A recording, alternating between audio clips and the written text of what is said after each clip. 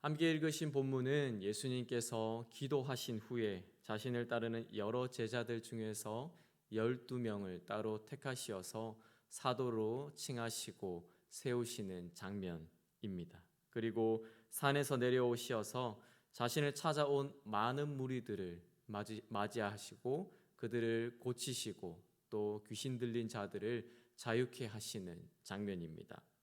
그리고 마지막으로 무리들을 보시며 제자들에게 네 가지 복과 네 가지 화를 말씀하시고 가르치신 장면을 보여주고 있습니다. 예수님께서 20절부터 말씀하시는 이 네 가지 복과 화는 우리가 많이 들어온 익숙한 말씀입니다. 마태복음 5장에서 우리가 흔히 산상수훈이라고 말하는 그 이야기의 첫 번째인 팔복과 같은 내용입니다.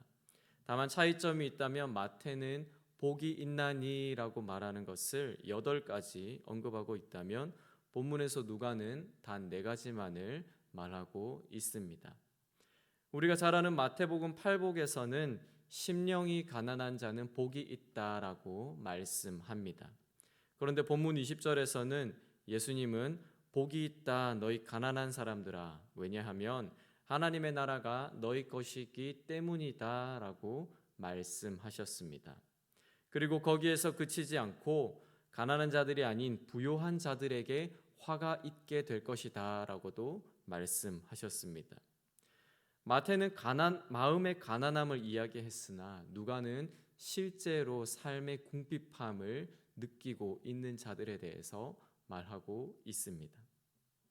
또 마태복음 8복에서는 의에 줄이고 목마른 자는 복이 있다라고 예수님께서 말씀하셨습니다. 그런데 본문 21절에서 예수님은 복이 있다 너희 줄인 자들아, 왜냐하면 너희가 배부름을 얻을 것이기 때문이다라고 말씀하셨습니다. 그리고 거기에서 그치지 않고 25절에서 지금 배부른 자들에게 화가 있을 것이다라고 말씀하셨습니다. 마태는 영적인 목마름을 이야기했으나 누가는 실제로 끼니를 때우지 못해서 배고픈 자들을 이야기하고 있습니다. 분명 예수님은 말씀하셨고 또 정확한 문장도 있을 것인데 왜 마태와 누가의 기록이 이렇게 조금 다를까요? 현장에서 직접 들었던 마태의 기록이 더 정확하다고 볼 수 있는 것일까요? 아마도 그것은 마태와 누가가 복음서를 통해서 말하고자 하는 것, 예수님이 어떠한 분이신지 또 하나님의 마음은 무엇인지 달랐기 때문일 것입니다. 우리가 잘 알고 있듯이 누가복음은 사회적 약자에 대해서 관심이 참 많은 복음서입니다.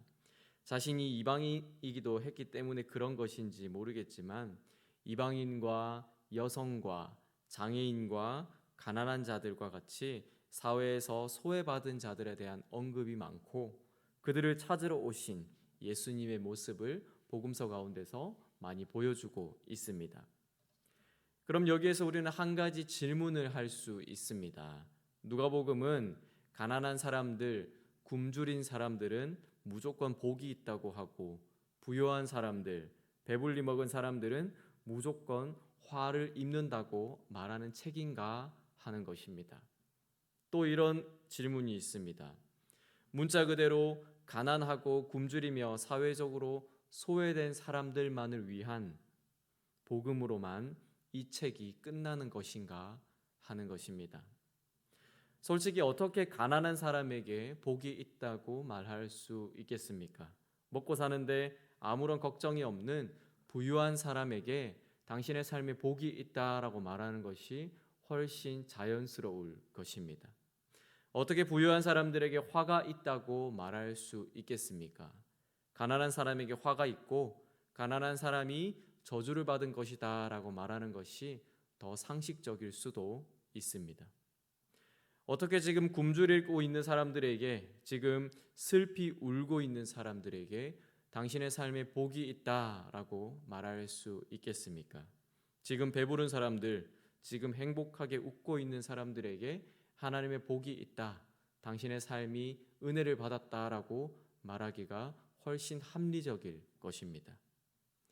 이런 예수님의 말씀 앞뒤가 맞지 않고 마치 현실성이 없는 것처럼 보입니다. 굶주린 사람도 배부른 사람도 예수님의 이 말씀에 쉽게 동의하기가 어려울 것 같습니다. 예수님께서 시대 감각이 없는 분이셨기 때문에 그런 것일까요? 혹은 하나님의 말씀이 이 세상에 어울리지 않는 아주 이상적이고 고지식한 것이기 때문일까요? 그렇지 않습니다. 예수님께서 말씀하시고 또 누가가 기록한 이 말씀은 가난이 절대적으로 선하다라는 것을, 그리고 부유함이 절대적으로 악하다는 것을 말하고 있지 않습니다. 이 말씀은 또 무엇이 옳고 그른 것인지 주장하고 있는 말씀도 아닙니다. 그러면 예수님께서 왜 이런 말씀을 제자들에게 하셨을까요? 본문 그 다음 말씀이긴 하지만 우리가 이 말씀을 한번 살펴보겠습니다. 우리가 27절부터 말씀을 한번 읽어보겠습니다. 그러나 너희 듣는 자에게 내가 이르노니 너희 원수를 사랑하며 너희를 미워하는 자를 선대하며 너희를 저주하는 자를 위하여 축복하며 너희를 모욕하는 자를 위하여 기도하라. 너희 이 뺨을 치는 자에게 저 뺨도 돌려대며 네 겉옷을 빼앗는 자에게 속옷도 거절하지 말라. 너에게 구하는 자에게 주며 너의 것을 가져가는 자에게 다시 달라 하지 말며 남에게 대접을 받고자 하는 대로 너희도 남을 대접하라. 너희가 만일 너희를 사랑하는 자만을 사랑하면 칭찬받을 것이 무엇이냐? 죄인들도 사랑하는 자는 사랑하느니라. 너희가 만일 선대하는 자만을 선대하면 칭찬받을 것이 무엇이냐? 죄인들도 이렇게 하느니라. 너희가 받기를 바라고 사람들에게 꾸어주면 칭찬받을 것이 무엇이냐? 죄인들도 그만큼 받고자 하여 죄인에게 꾸어주느니라. 오직 너희는 원수를 사랑하고 선대하며 아무것도 바라지 말고 꾸어주라. 그리하면 너희 상이 클 것이요 또 지극히 높으신 이의 아들이 되리니 그는 은혜를 모르는 자와 악한 자에게도 인자하시니라. 너희 아버지의 자비로우심 같이 너희도 자비로운 자가 되라. 비판하지 말라. 그리하면 너희가 비판을 받지 않을 것이요 정죄하지 말라. 그리하면 너희가 정죄를 받지 않을 것이요 용서하라. 그리하면 너희가 용서를 받을 것이요 주라. 그리하면 너희에게 줄 것이니 곧 후히 되어 누르고 흔들어 넘치도록 하여 너희에게 안겨주리라. 너희가 헤아리는 그 헤아림으로 너희도 헤아림을 도로 받을 것이니라. 아멘. 이렇게 예수님께서 이어서 말씀하셨습니다. 누가는 27절에 그러나라는 접속사로 시작을 하는데 이 단어로 앞뒤에 두 단락을 연결하면서 사실은 이 이야기가 따로 다른 내용이 아니라 하나의 이야기인 것을 보여주고 있습니다. 예수님은 지금 가난한 자들이 왜 복을 받아야 하는지, 부유하고 배부른 자들이 왜 화를 당해야 하는지 말씀해 주고 있습니다.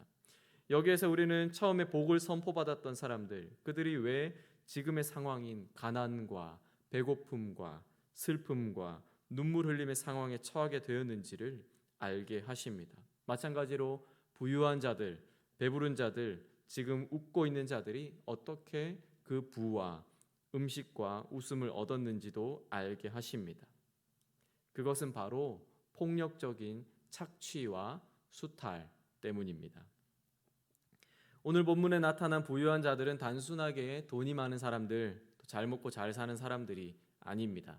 폭력적인 착취와 수탈로 부를 축적한 사람들, 자신이 잘 먹고 잘 살기 위해서 남의 것을 빼앗아 온 사람들입니다. 침례 요한이 심판의 말씀을 선포했을 때에 사람들이 나와서 그러면 우리가 어떻게 하면 되겠습니까? 우리가 무엇을 하면 되겠습니까? 라고 물었습니다. 그때 침례 요한이 이렇게 말합니다. 누가복음 3장 11절입니다.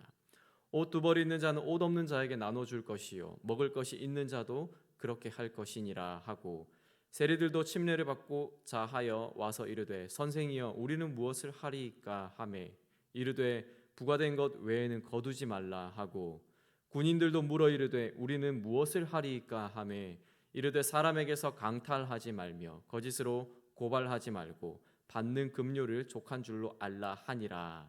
이렇게 침례 요한이 말했습니다. 이런 사람들이 그 시대에 있었던 것입니다. 옷 한 벌 없는 사람들이 있었고 한 끼 먹을 것이 없는 사람들이 있었습니다. 세리들은 부과된 것 이상의 많은 돈을 거두고 군인들은 강탈하고 거짓으로 고발하는 일들이 있었던 것입니다. 세리와 군인들이 유명한 자들, 돈 많은 자들, 힘 있는 자들에게 이렇게 했겠습니까?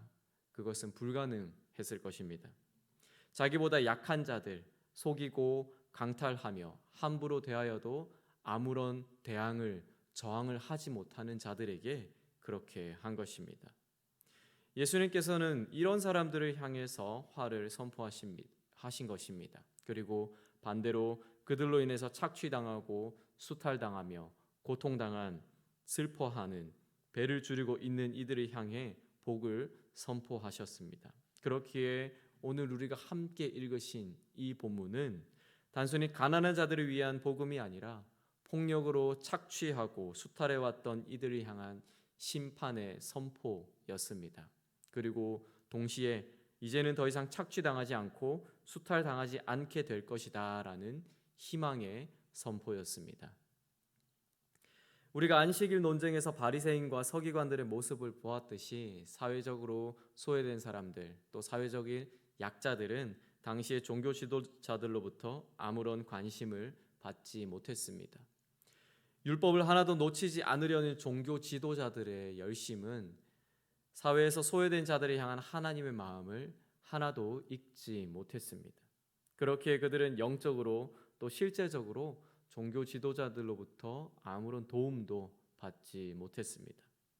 그 결과 수많은 무리들이 예수님께로 나오게 된 것입니다. 예수님에게서 희망을 발견한 것입니다. 본문 17절에 보면 그들은 유대 사방과 예루살렘과 두로와 시돈의 해안으로부터 온 사람들입니다. 지금 예수님이 있는 곳은 마태복음 말씀에 따르면 아마도 갈릴리 바다 근처의 가버나움으로 보여집니다. 예수님께 나온 사람들은 이 가버나움에서 아주 멀리 떨어져 있는 곳에 사는 사람들입니다. 나온 자들도 보면 더러운 귀신에게 고난받는 자, 그리고 병든 자들입니다. 두로와 시도는 이방 지역이기 때문에 이들 중에는 이방인도 포함되어 있었을 것입니다. 이들 모두가 유대 사회가 주목하지 않는 사람들, 유대의 사회로부터 소외된 사람들, 배척받는 사람들입니다. 예수님은 그런 사람들에게 나아가서 하나님 나라를 보여주셨습니다. 병든 자를 치유하시고 귀신 들린 자를 자유케 하셨습니다. 더 이상 고통스러운 세상에서 신락 같은 희망도 찾을 수 없는 사람들이 이제 하나님 나라를 경험하고 그 나라를 소망하게 된 것입니다. 그렇기에 먼 길을 와서라도 살아갈 힘을 주고 또 새로운 삶의 인생을 살게 하는 예수님을 만나러 오는 것입니다.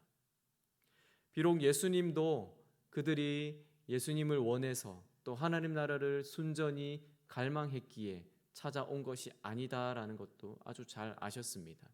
그들의 필요를 채우기 위해서, 먹을 것을 채우기 위해서, 질병을 낫게 하기 위해서, 귀신 들림으로부터 자유케 하기 위해서 예수님께 나아왔다는 것을 예수님은 아주 잘 아셨습니다. 그럼에도 불구하고 그들을 거절하지 않으시고 그들의 모든 필요를 채우시며 그들을 자유케 하시고 그들을 고쳐주셨습니다.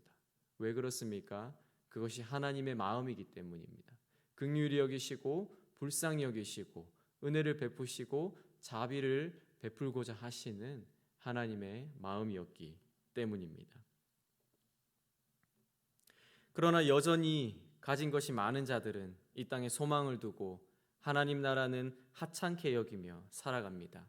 아무리 나사렛 출신의 예수가 수많은 사람을 몰고 다니고 놀라운 기적들을 행한다 하여도 그 모든 것들이 눈에 들어오지 않고 마음에 기쁨을 가져다 주지 않는 것입니다. 20절에 보면 예수님은 이 네 가지 복과 화에 대한 말씀을 무리들이 아닌 제자들에게 하셨습니다. 자신을 따르는 제자들, 이제 막 새롭게 세우신 사도들에게 가르치시고 말씀하신 내용입니다. 제자가 무엇입니까? 제자는 부름받은 사람입니다. 또 배우고 따르는 사람입니다. 행위뿐만 아니라 스승의 마음의 동기까지도 배우고 따라서 그대로 행하고자 하는 사람입니다. 가난한 마음을 가진 자, 의에 줄이고 목마른 자, 세상이 아닌 하나님 나라에 소망을 두는 자, 그래서 주님만으로 만족하는 자가 되는 것, 그러한 것이 제자의 삶이라고 볼 수 있습니다. 그러면 사도는 무엇입니까? 사도는 보냄을 받은 자입니다. 너도 나와 같은 일을 하라는 마음으로 보냄을 받은 자입니다. 가난한 자를 부유하게 하고 또 줄인 자를 배부르게 하며 우는 자를 위로하고 핍박받는 자와 함께하는 삶, 그러한 삶을 사는 것입니다. 그렇게 하나님의 나라가 각자의 삶에 이 땅에 임하도록 예수님께서는 사도들을 세우시고 보내신 것입니다. 이 시대를 살아가는 우리도 또한 예수님으로부터 부름받은 제자이고 보냄받은 사도와 같습니다. 예수님께서는 산에서 제자들을 부르시고 또 평지로 함께 내려와서 사람들 앞에 서서 하나님 나라를 나타내 보이셨습니다. 그렇기에 산은 부르심의 자리이고 평지는 보내심의 자리인 것입니다. 우리는 지금 어디에 있습니까? 계속해서 산에만 있습니까? 계속해서 부르심의 자리에만 있습니까? 계속해서 우리는 배워야만 하는 곳에 있습니까? 그러나 이제는 우리가 산에서 평지로 내려가야 합니다. 평지가 어디입니까? 예수님이 필요한 사람들이 있는 곳입니다. 하나님 나라를 경험하지 못하고 맛보지 못한 자들이 있는 곳입니다. 그곳이 바로 우리의 삶의 자리입니다. 하나님께서 우리를 보내시고 우리를 세우신 그곳에서 우리가 하나님 나라의 복음을 전하고 하나님 나라를 나타내는 삶을 사는 것이 바로 제자의 삶, 또 사도의 삶, 부름받은 자의 삶, 또 보내심을 받은 자의 삶이라고 말할 수 있는 것입니다. 우리가 이런 삶에 우리의 믿음의 걸음을 한 걸음 더 내디딜 수 있기를 소원합니다. 그래서 우리를 통해서 하나님의 선하신 뜻이 이 땅에 풀어지고 또 열매 맺어지는 것들을 우리가 직접 목격하게 될 수 있기를 소원합니다.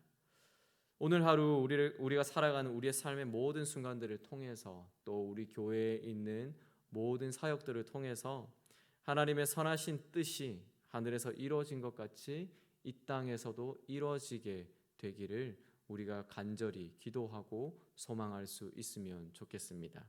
그래서 우리를 통해서 하나님 나라가 이 지역 가운데, 이 동네 지역 가운데 펼쳐지게 되어서 하나님 기뻐하시는 땅이 될 수 있도록 하나님을 모르는 자들이 하나님께로 나아오고 하나님을 배척했던 자들이, 저주했던 자들이 하나님 앞에 돌아오는 일들이 우리를 통해서 일어날 수 있게 되기를 소원합니다.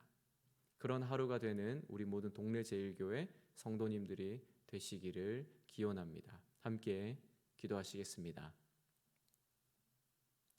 하나님 당신의 마음은 이 땅에서 고통 가운데 있는 자들, 소외된 자들, 사회적 약자들, 울고 있는 자들, 슬퍼하는 자들, 낙심하고 있는 자들, 굶주린 가운데 있는 자들, 아무런 세상에 도움을 받지 못하는 자들에게 있는 것임을 다시 한번 고백합니다. 말씀을 통해서 또 예수님의 삶을 통해서 하나님께서 그들을 사랑하시고 그들에게 자비와 은혜와 긍휼을 베푸시기 원하시는 분이시다는 것들을 우리가 보았습니다. 그 마음을 우리도 우리 마음에 새길 수 있기를 바랍니다. 하나님, 우리의 마음이 우리의 삶과 또 우리의 가족과 나의 욕심과 내가 바라고 추구하는 것에만 제한되어 있는 것이 아니라 우리의 눈을 들어서 더 먼 곳들을 바라보게 하여 주시고 더 멀리 있는 것들을 보게 하여 주시며 하나님 당신의 마음이 있는 곳을 우리가 바라볼 수 있게 하여 주시옵소서. 그렇게 우리의 눈을 열어주시고 또한 우리의 마음의 지경을 넓혀주시기를 소원합니다. 그래서 우리를 통해서 또 우리 교회를 통해서 하나님 당신의 뜻이 이 땅에 풀어지는 것들, 이 땅에 성취되어지는 것들을 우리가 볼 수 있게 하여 주시고 그 일들에 우리가 훈련되고 또 우리가 보냄을 받아서 쓰임받을 수 있는 자들이 될 수 있게 하여 주시옵소서. 성령 하나님, 그 일들을 잘 감당할 수 있도록 우리 가운데 충만하게 임재하여 주시고 또 때에 따라 우리에게 은사를 더하여 주시어서 우리를 통해서 하나님 당신의 놀라운 일들이 펼쳐질 수 있게 되기를 간절히 소망합니다. 하나님, 우리가 힘든 시간들을 보내고 있습니다. 하나님, 우리가 어려운 시간들을 보내고 있습니다. 또 경제적으로, 정서적으로 우리가 많은 고통의 시간들을 보내고 있는 이 과정 가운데 우리를 긍휼히 여기시고 우리에게 선을 베풀기 원하시는 그 하나님을 더 깊이 묵상하고 그 하나님 더 믿고 신뢰하는 시간들이 될 수 있기를 소원합니다. 우리가 하나님을 원망하지 않고 하나님을 등 돌리지 아니하고 온전히 하나님께 더 소망을 두고 하나님께 더 간구하며 나아가는 이 시간들이 될 수 있기를 기도합니다. 하나님, 우리 마음 가운데 하나님을 더 갈망하고 간절히 찾고 추구할 수 있게 하여 주시옵소서. 오늘 하루 우리 가운데 함께하여 주시고 우리와 동행하실 그 하나님을 기대하고 높여드립니다. 감사합니다. 예수님 이름으로 기도드립니다. 아멘.